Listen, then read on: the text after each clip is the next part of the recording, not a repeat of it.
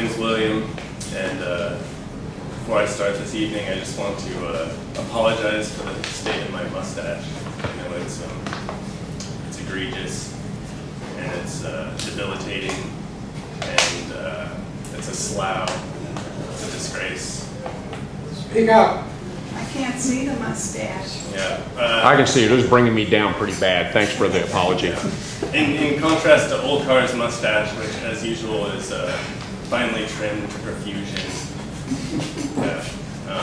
And I also want to apologize because it says in your programs that I'm supposed to read poetry, but I decided at the last minute that it would be better if I read some historiographical documents. I've been experimenting in intentional boredom, which is actually sort of difficult to achieve, to desire and to achieve boredom. So that's what we're hoping for tonight. So, historiography. I came to realize that in spite of my sustained interest in the tradition of Herodotus, that I was ahistorical. Now, the fastest, cheapest method of shaving off the A and gluing myself to the interesting, of becoming, so to speak, historical, was to cultivate an historical mustache, or mustachio. One begins simply by aping one of the great mustaches. Once mistaken for the historical personage to which the mustache was originally affixed, one then cultivates a distinctive style of one's own, until, poof, one's mustache has become interesting in its own right, therefore historical. I sat on the stool to begin the procedure. There was no means of checking my progress, however. The mirror was busying itself as the window. By the time the mirror came to, it was too late. I was mistaken for Yevno Azef. Not the Emiliano Zapata that I was hoping for, but then again, not too shabby historicity-wise. Instead of issuing uncompromising manifestos or leading daring raids against the hacendados, the new mustache began an aggressive campaign of revolutionary terrorism, blasting all the light fixtures to smithereens. Worse, it informed on me to the landlord, vacationing in Ibiza at the time. My mustache had become too historical, molding me into legend. Not even a fictional mustachio could divert my fate. In the dark, I let the follicles grow and grow until they sheathed my entire body, per the classical formula, guerrilla, gorilla. Evicted and fading into myth or obscurantism on a bench in the public park that doubled as a cemetery, I went practically extinct.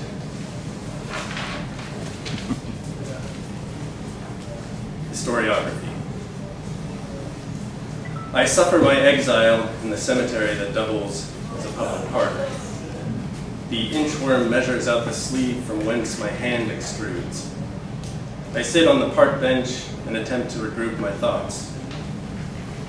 It was Marx, I guess, who wrote that history repeats itself, first as tragedy, then as farce, then as screwball comedy, then spaghetti western, then commedia dell'arte, then Menippean satire, then Punch and Judy show. After that, it's back to square one.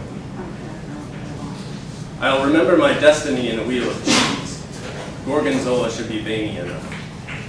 I'll put out the emigre newspaper. I'll gather my forces. My forces will disperse. They're soldiers of fortune, and I can't afford cheese. I fire the arrows of my gaze in all directions and invariably miss. When I look at the poodle-walking hermit, I see the gazebo closed for repairs. The figures of leisure stroll back and forth with no clothes on except the helmets of antiquity. They stroll along rectilinear paths until they reach the edges. Ricochet, they stroll along new trajectories, ideal limbs swinging from ideal torsos. The cloud hunkered overhead sticks to me like glue. I watch the shadow of it shift shapes, horse, the caravel, the skeleton, the bagel. The pigeons, too, scratched at buzzards, hang in the air like check marks on a certain most important document. No mirrors in the park. Here the puddles are mud puddles. From its pedestal, the shit-flecked statue of the child emperor stares down at me. I strive to ignore it, but the eyes root like weevils in my flesh. I repay the stare in kind, and the statue's face drains of its patina as I stare, turning gray, growing rounder and rounder. Soon the face is a graphite ellipse.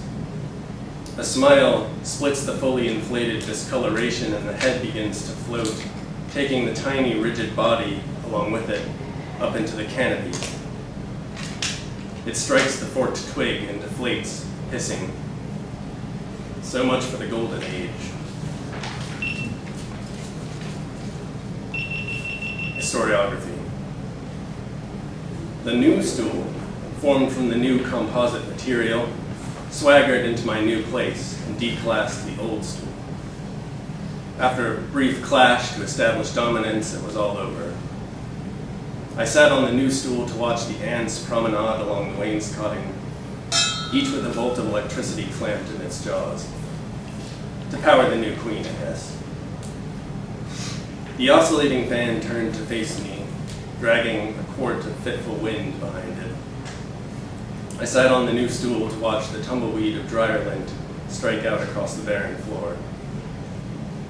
I traced the column of ants all the way from the coin-operated dryer, through the kitchen area, under the new stool, and over the mildewed carpet to the bathroom, where they funneled into a chink in the mirror's armor. I put my eye to the chink, and what did I see but any old me, seated on any old stool in any old place, gluing a magnet to Semiramis of Assyria. You were there too. This, of course, was before the invention of alphabet soup, the age of refrigeration even. I might have chalked it up to nostalgia if you hadn't galloped out through the chink, followed by your retinue, to swipe the chalk from my hand. I feigned a retreat back to the kitchen area, twisting in the saddle to execute the Parthian shot. By this stage, your wartime economy was really humming, and my projectiles bounced feebly off your armored train. Feigned retreat transitioned smoothly into rout. I was cornered. You declared the new stool a false idol and iconoclasted it to splinters before my eyes. Then you iconoclasted the window and surged out toward the point where your chronicle breaks off mid-sentence. The oscillating fan turned its back on me, dragging the quart of fitful wind behind it. Historiography. Where nothing was the moment before was now, in my head, the rock, rattling around in there, ingrained. I paused in my stroll through the cemetery that doubled as a park, and screwed my head and turned it upside down to dump the rock out in my hand. Having replaced my head and dusted off the rock, I held it out for your approval. You were nonplussed. The rock, you said, was a poor excuse for the rock. No meteorite, no pearl, no bezoar, not even fool's gold. You stormed off. I resumed my stroll, and bit by bit, the rock engorged in my hand. I seated myself to watch the shadow of the rock spin around. In this way, the rock became the clock without at any point ceasing to be the rock, or ceasing to grow. Without warning, the rock split into two slightly smaller rocks. These went on growing. I waved to draw the attention of passerby to the growing rocks, but they were too absorbed in clubbing one another to take an interest. Shooting and stabbing had gone out of vogue. The rock became, in no time at all, 12 rocks, or clocks. These I arranged in circle fashion about my person. Passers-by backed away with their clubs as if the rocks suggested a barrier, some kind of Great Wall of China. I piled the rocks on top of one another, and passers-by prostrated themselves before the rock pile, as if it suggested some kind of a spiritual nexus. I left them to it, pocketing the original. It would return, in the course of time, to the place where rocks belong, the shoe. I sealed my shoe with a Celtic knot. Out of sight and out of mind, the original rock grew to megalith proportions. When I died of protracted limp, passers-by repurposed the rock as the monument to they could not remember what.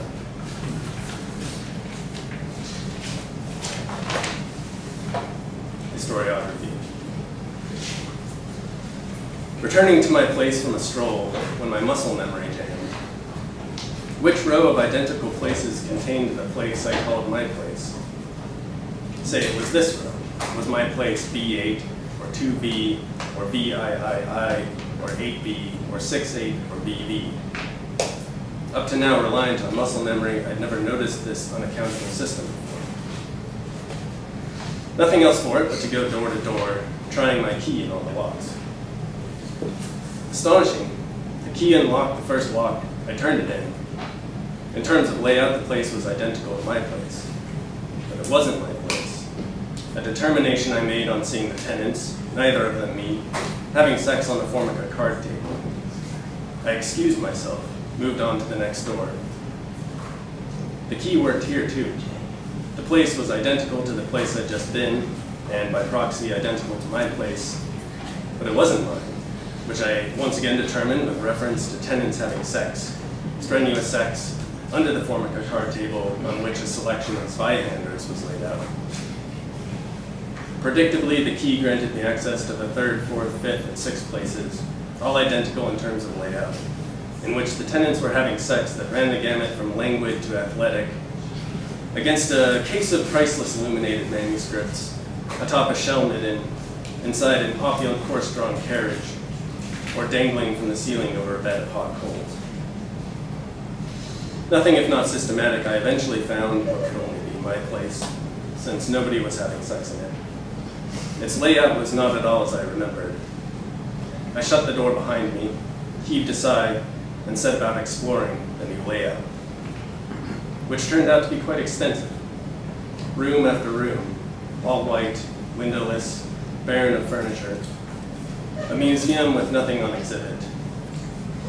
The clock was ticking somewhere. My footsteps returned to me as echoes. It was not lost on me that I was lost. I didn't panic, but my footsteps did, scattering in all directions. Their echoes ricocheted and overlapped, sounding everywhere, quieter, fading, and then louder, in tighter and tighter circles, drowning out the ticking, all thought. You rounded the corner on a wave of my footsteps, collided with and sent me spinning, then vanished around the next corner. I spun counterclockwise, caroming from this wall to that, but like a coin spinning in reverse, I spun faster and faster, gathering enough speed to whisk up a vortex about my person, which sucked the walls into its cyclonic funnel, tearing them into a million eighths of packing peanuts. In this manner, I burst through to the sunset or the dawn, upending prune juice over Machu Picchu.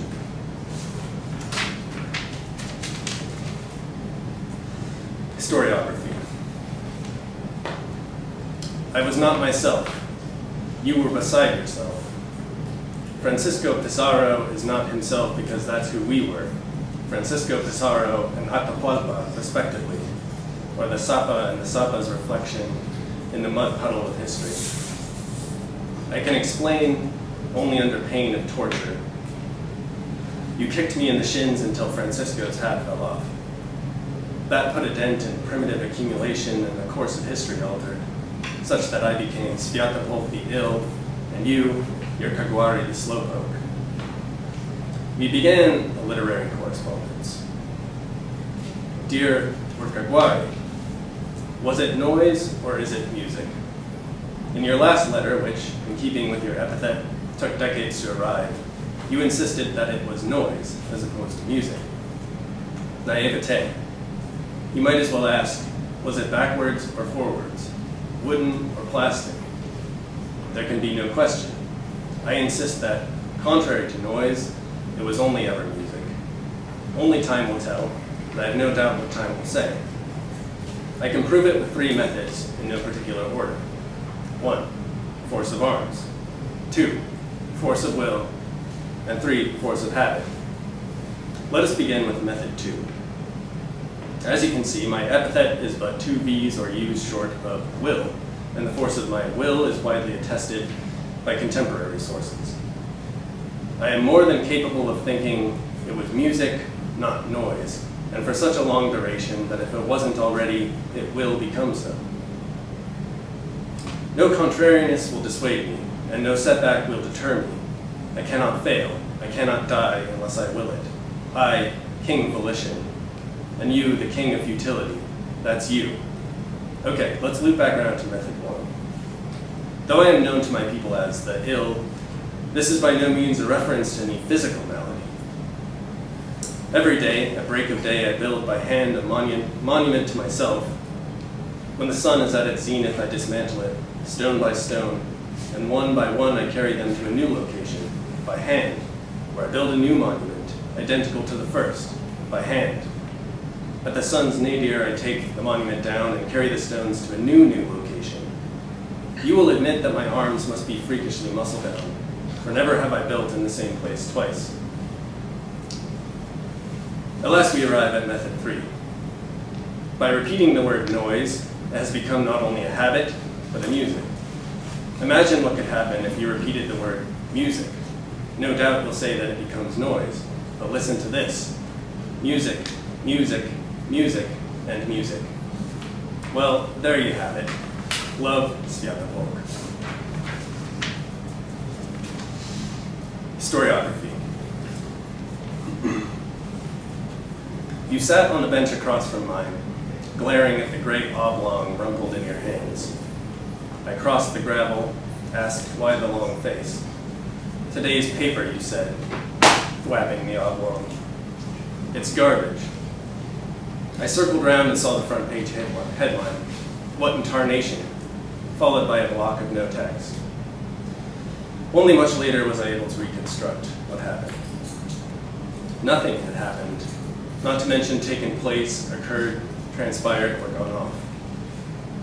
Yesterday it was Wednesday, but today it is Thursday. Is it fit to print? Newscasters twiddled thumbs. Weathermen cleared throats on air. No famine, no disease, no unrest. News feeds wiped out. Nothing happened on Friday either. So acute was the state's embarrassment. In a desperate bid to fill pages, airtime, bandwidth, etc., the news went into greater detail on the events of Wednesday. To the chagrin of all, it became obvious that nothing had actually happened on Wednesday, aside from commentary on the events of Tuesday. Performance anxiety stymied those who now boldly set out to meet the news. Saturday saw decade retrospectives. Sunday, millennium retrospectives.